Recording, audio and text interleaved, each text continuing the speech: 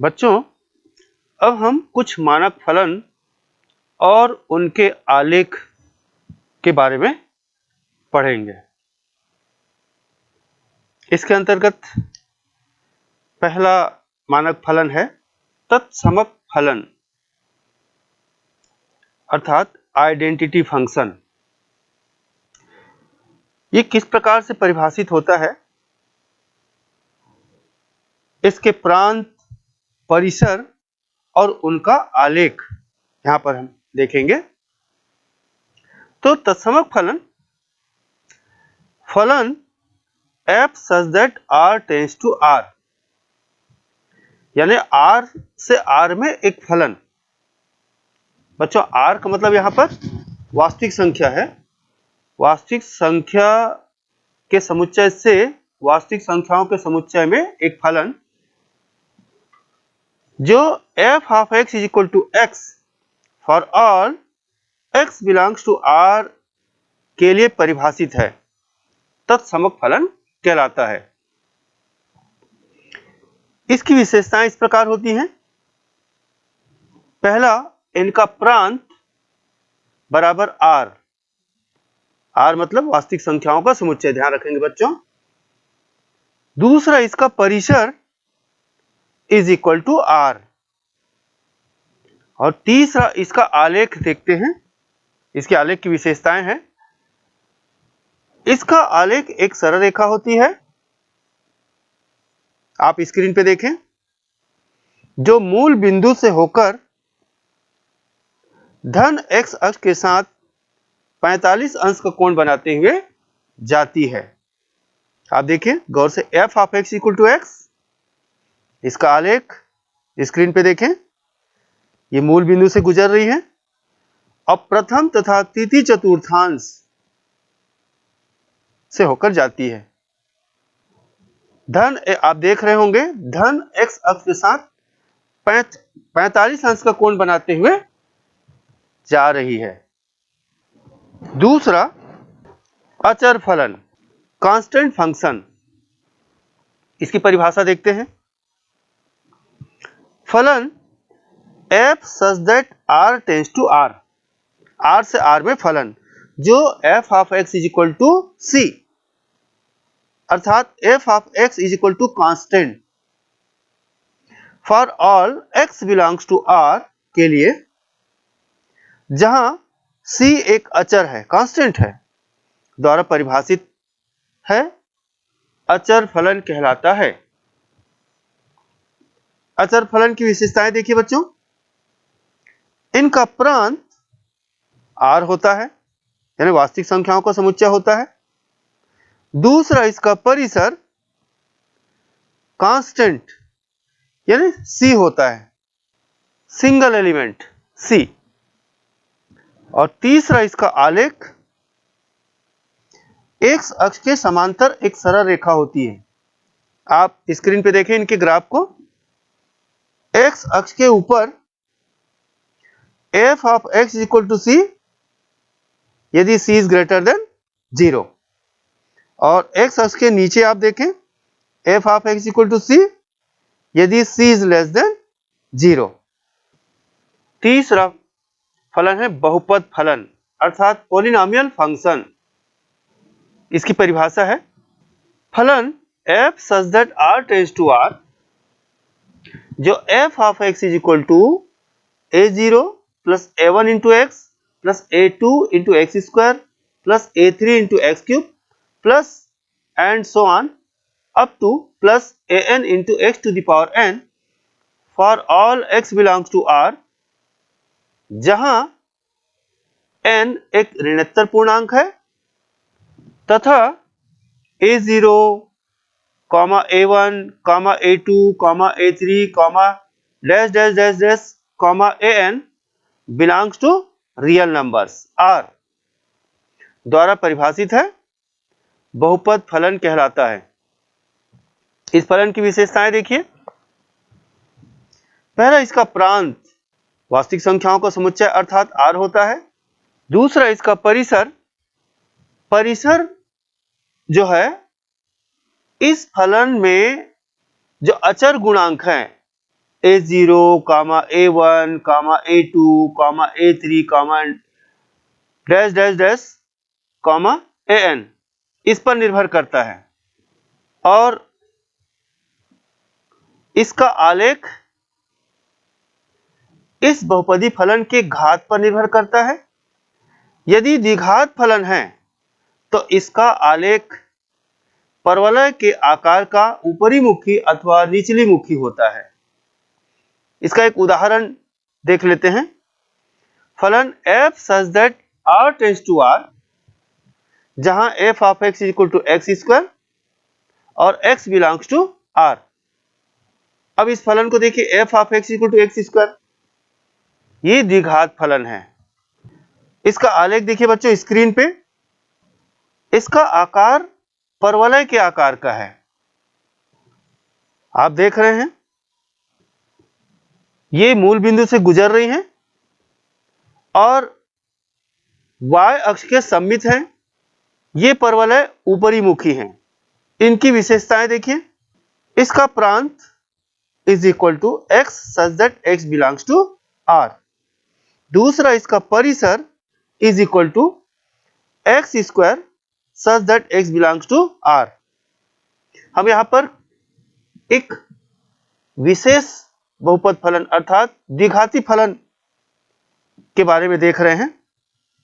तीसरा, इसका आलेख देखिए, ऊपरी मुखी परवलय के आकार का जो मूल बिंदु से होकर के जाता है और y अक्ष के सममित है।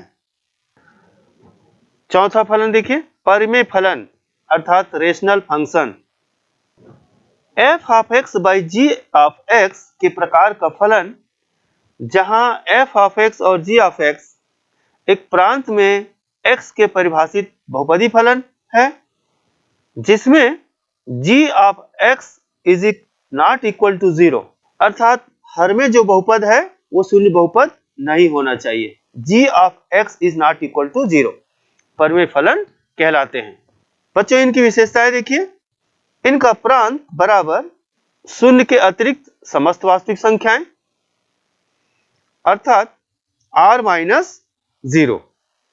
इनका परिसर, ये भी शून्य के अतिरिक्त समस्त वास्तविक संख्याएं होती हैं, अर्थात r माइनस 0, यानी शून्य को छोड़कर। और इसका आलेख जो है, इसके अंश और हर में जो बहुपद है f ऑफ x व g ऑफ x इस पर निर्भर करता है। पांचवा फलन है मापांक फलन, मॉडुलस फंक्शन। इसकी परिभाषा देखिए। फलन f such that r tends to r, जो f of x equal to mod of x for all x belongs to r द्वारा परिभाषित फलन मापांक फलन कहलाता है।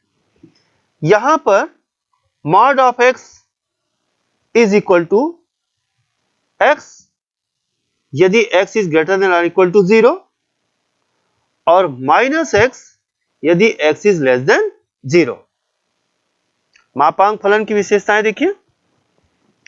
इनका प्रांत r होता है, अर्थात वास्तविक संख्याओं का समुच्चय होता है, और इनका परिसर ऋणोत्तर वास्तविक संख्याओं का समुच्चय होता है। अर्थात यदि हम अंतराल के रूप में लिखें तो इनका परिसर बराबर close interval 0 to open interval infinity. और तीसरा, इसका आलेख V आकृति का जो मूल बिंदु से होकर जाता है तथा धन y अक्ष के सापेक्ष सममित होता है। आप स्क्रीन पे देखें बच्चों, मापांक फलन का ग्राफ आप देखें, V शेप दिख रहा है आपको। ये मूल बिंदु से जा रहा है और धन y अक्ष के सापेक्ष सममित है। छठवां फलन है चिन्ह फलन, साइनम फंक्शन। इसकी परिभाषा इस प्रकार है। फलन f such that r tends to r for all x belongs to r के लिए f of x is equal to 1 यदि x is greater than 0, f of x equal to 0 यदि x इक्वल टू 0 और f of x equal to -1 यदि x is less than 0 द्वारा परिभाषित है, चिन्ह फलन कहलाता है। बच्चों इनकी विशेषताएं देखिए। इनका प्रांत वास्तविक संख्याओं का समुच्चय अर्थात r है। इनका परिसर केवल इन तीन संख्याओं का समुच्चय है, -1, 0, 1। और इसका आलेख स्क्रीन पे देखें, स्क्रीन पे दर्शाया गया है इसका आलेख। बच्चों देखिए, आप देख रहे होंगे इसमें एक इसका जो परिसर है y इज इक्वल टू 1, ऊपर देख रहे हो आप, y इज इक्वल टू 1 कब? जब x इज ग्रेटर देन 0। आप देख सकते हैं ऊपर x अक्ष के ऊपर दिखाया गया है। दूसरा y इज इक्वल टू 0 जहां पर x इक्वल टू 0 है, ये मूल बिंदु पर दिखाया गया आपको डार्कनेस करके मूल बिंदु को। और y is equal to -1, x अक्ष के नीचे आपको तीर द्वारा ये x अक्ष के समानांतर रेखा किरण दिखाई गई है, बाएं तरफ जा रही है किरण, y इज इक्वल टू -1। सातवां फलन है महत्तम पूर्णांक फलन अर्थात ग्रेटेस्ट इंटीजर फंक्शन। इसकी परिभाषा है फलन f such that r tends to r, जो f of x is equal to महत्तम पूर्णांक x, जिसका अर्थ है x से कम या x के बराबर महत्तम पूर्णांक मान ग्रहण करता है, महत्तम पूर्णांक फलन कहलाता है। यहां पर f of x is equal to महत्तम पूर्णांक x is equal to x यदि x पूर्णांक है, तथा महत्तम पूर्णांक x बराबर एक पूर्णांक जो x से कम है यदि x पूर्णांक नहीं है। बच्चों यहां पर दो स्थिति को विशेष ध्यान रखना है। इसका मान x यदि x पूर्णांक है और इसका मान एक ऐसा पूर्णांक जो x से कम है, यानी x से जस्ट छोटा पूर्णांक यदि x पूर्णांक नहीं है। इस अर्थ को समझना है बच्चों। इस अर्थ को हम परिभाषा के आधार पर महत्तम पूर्णांक x को हम निम्न प्रकार से भी समझ सकते हैं। महत्तम पूर्णांक x बराबर -1 यदि -1 is less than or equal to x is less than 0। महत्तम पूर्णांक x बराबर 0 यदि 0 is less than or equal to x is less than or equal to 1। महत्तम पूर्णांक x इज इक्वल टू 1 यदि 1 is less than or equal to x is less than 2। महत्तम पूर्णांक x is equal to 2 यदि 2 is less than or equal to x is less than 3 इत्यादि। इसी प्रकार से हम अन्य संख्या लेकर के महत्तम पूर्णांक फलन को परिभाषित कर सकते हैं, उसका मान निकाल सकते हैं। बच्चों इनकी विशेषताएं देखिए। इनका प्रांत रियल नंबर होता है अर्थात r अर्थात प्राकृतिक संख्याओं का समुच्चय होता है। इनका परिसर z होता है, z अर्थात पूर्णांक संख्याओं का समुच्चय होता है। याद रखें बच्चों, महत्तम पूर्णांक फलन का परिसर हमेशा पूर्णांक संख्याओं का समुच्चय होता है। और तीसरा इसका आलेख स्क्रीन पे दिखाया गया है, आप स्क्रीन पे देखें। ऊपर जो महत्तम पूर्णांक x जो समझाया गया है उसी पर आधारित इसका आलेख स्क्रीन पे अंकित है। इसको ध्यान से देखें बच्चों। जैसे हम इस पर एक देखें, महत्तम पूर्णांक x बराबर 1, स्क्रीन पे देखें, महत्तम पूर्णांक x बराबर 1 यदि 1 इज लेस देन और equal to x is less than 2, यानी जब x का मान 1 से 2 से पहले तक, तब इसका मान, फलन का मान 1 होता है, यानी y इज इक्वल टू 1। आप गौर से देखें स्क्रीन पे, y इज इक्वल टू 1 पे x का मान कहां से कहां तक है, देखें आप 1 से 2 से कम, 1 से लेकर के 2 से जस्ट पहले तक। आप देख रहे हैं 2 पर सर्कल बना हुआ है, यानी वो शामिल नहीं है, 2 शामिल नहीं है, यानी प्रांत में 2 शामिल नहीं है, जबकि 2 से छोटी 1 तक की सभी संख्याएं इसके प्रांत में शामिल है, जबकि इसका परिसर केवल 1 है। ठीक इसी प्रकार से हम अन्य टुकड़ों को देख सकते हैं। ये इसका ग्राफ टुकड़ों टुकड़ों में बना है, इसलिए हम इसको सोपान फलन भी कहते हैं। महत्तम पूर्णांक फलन को हम सोपान फलन भी कहते हैं। देखिए अलग अलग सोपान पे इसका आलेख बना हुआ है, ध्यान से देखिए बच्चों स्क्रीन पे। अब बच्चों ये जो 7 प्रकार के मानक फलन दिखाए गए हैं और इन फलनों के प्रांत, परिसर और आलेख, यदि हम इसको ध्यान से देखें, समझें, तो इसकी बहुत अधिक उपयोगिता प्रश्नों को हल करते समय है। जब हम प्रश्नों को हल करेंगे तो इन फलनों, इन मानक फलनों और उनकी विशेषता और ग्राफ को जरूर ध्यान पे रखें, तो निश्चित रूप से सवालों को हल करने में आपको मदद मिलेगी। बच्चों अब हम इस पर आधारित प्रश्न करते हैं और ले लेते हैं आपके टेक्स्ट बुक की विविध प्रश्नावली। आपको जो टेक्स्ट बुक है एससीईआरटी का, उसकी विविध प्रश्नावली से सवाल उठाते हैं। पहला सवाल उठाते हैं प्रश्न क्रमांक 4 को। यह प्रश्न कहता है f of x equal to square root of x minus 1 द्वारा परिभाषित फलन f का प्रांत तथा परिसर ज्ञात कीजिए। बच्चों इसके पहले भी आप दिए गए फलन का प्रांत तथा परिसर ज्ञात कर चुके हैं। हम कुछ कठिन स्तर का प्रश्न लेते हैं और प्रांत और परिसर ज्ञात करते हैं। तो इस प्रश्न में फलन दिया गया है f of x equal to root of x minus 1। तो सबसे पहले हम प्रांत निकालते हैं। बच्चों प्रांत की परिभाषा पहले आप पढ़ चुके हैं, फिर भी प्रांत होता क्या है, x के वे सभी मान जिनके लिए दिया गया फलन f ऑफ x परिभाषित होता है। तो यहां पर दिया गया फलन f ऑफ x परिभाषित होगा यदि x minus 1 is greater than और इक्वल टू 0।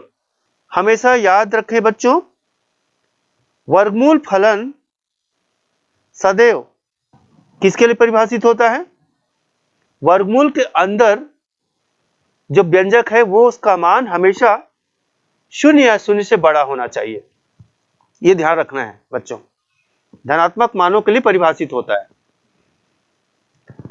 तो f ऑफ x परिभाषित होगा यदि x minus 1 is greater than और equal to 0, there implies x is greater than और इक्वल टू 1। x का मान क्या मिल रहा है, यानी फलन कब परिभाषित हो रहा है, x का मान 1 के बराबर या 1 से बड़ा होना चाहिए। इसका मतलब इसका प्रांत को यदि हम अंतराल के रूप में लिखें तो कैसे लिख सकते हैं, close interval 1 to open interval infinity. बच्चों इसके प्रांत को हम नंबर लाइन अर्थात संख्या रेखा में भी दर्शा सकते हैं। बच्चों स्क्रीन पे देखिए संख्या रेखा में 1 से लेकर राइट साइड इन्फिनिटी तक, इसमें 1 शामिल है। डार्कनेस 1 के बिंदु को डार्कनेस किया गया, मतलब ये सम्मिलित है। 1 से राइट साइड पूरा डार्कनेस किया गया है, तो हम इस अंतराल को संख्या रेखा में भी हम दर्शा सकते हैं, अर्थात प्रांत को संख्या रेखा में भी प्रदर्शित कर सकते हैं। अब इनका परिसर देखिए बच्चों, चूंकि परिसर प्रांत x के संगत y के सभी मानों का समुच्चय होता है, मान लेते हैं y बराबर f of x, there implies y बराबर रूट ऑफ x माइनस 1। इसके दोनों पक्षों को वर्ग करते हैं तो हमें प्राप्त होगा y square is equal to x minus 1। There implies Y square plus 1 is equal to x. परंतु यहां पर ध्यान रखने योग्य है बच्चों कि x का मान जो है, x मतलब प्रांत का मान जो है पूर्व में निकाल चुके हैं, आप देखें ऊपर x इज ग्रेटर देन और इक्वल टू 1 है। x का मान रख दें, x का मान निकाले हैं Y square plus 1, there implies Y square plus 1 is greater than और इक्वल टू 1, देयर एम्प्लाइज सरल करने पर मिलेगा Y square is greater than और equal to 0, there implies y is greater और इक्वल टू 0। क्यों? क्योंकि x का न्यूनतम मान 1 है। बच्चों ध्यान रखें, x का न्यूनतम मान क्या है? 1। तो x का जब न्यूनतम मान 1 होगा तो y का न्यूनतम मान क्या होगा? तो आप रख दीजिए y is equal to root of x minus 1 में रखिए, तो y is equal to root of 1 minus 1 यानी रूट ऑफ 0 यानी 0, अर्थात y का न्यूनतम मान 0 होगा। ध्यान रहे बच्चों, यहां पर x का न्यूनतम मान 1 है, इसलिए y का न्यूनतम मान 0 होगा।